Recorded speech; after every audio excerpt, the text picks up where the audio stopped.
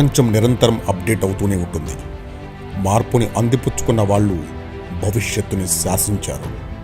90లలో computer మీద చెయ్యి వేసిన పిల్లలు తరువాతి తరంలో ఉన్నత స్థానాలకు చేరుకున్నారు. ఏ రోజుకారోజు మారుతున్న టెక్నాలజీలను అందిపుచ్చుకునేవారు భవిష్యత్తు మీద భద్రతతో ఉంటారు. అలాంటి మారపోతున్న భవిష్యత్తులో ఇప్పుడున్న కంప్యూటర్ టెక్నాలజీ సమూలంగా మార్పు చెందుతున్న క్రమంలో ఇప్పుడున్న కంప్యూటర్లో పనిచేసే విధానాన్ని క్వాంటమ్ టెక్నాలజీ పూర్తిగా మార్చబోతోంది.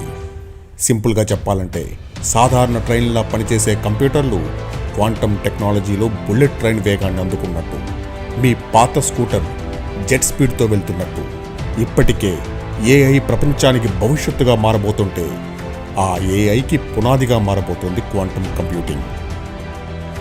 90లలో చంద్రబాబు గారు హైదరాబాద్ శివార్లలో రాళ్లగుట్టల్లో హైటెక్ సిటీ కట్టినప్పుడు నవ్విపోయారు. మౌస్ అంటే ఎలుకంటూ ఎలుకతోక పట్టుకుంటే తిండి దొరుకుతుందా అని అప్పటి కాంగ్రెస్ నాయకులు వెటకారం చేశారు.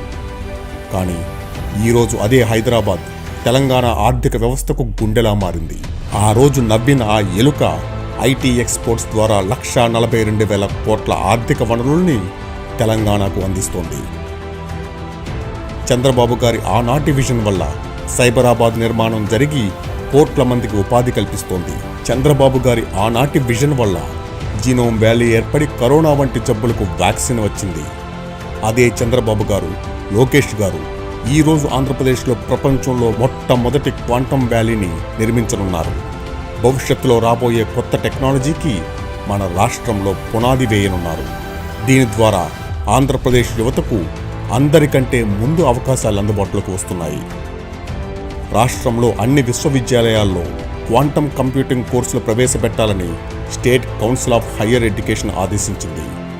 ఇంజనీరింగ్, బీఎస్సీ కంప్యూటర్స్లో ప్రభుత్వం క్వాంటమ్ కంప్యూటింగ్ని సబ్జెక్టుగా ప్రవేశపెడుతోంది.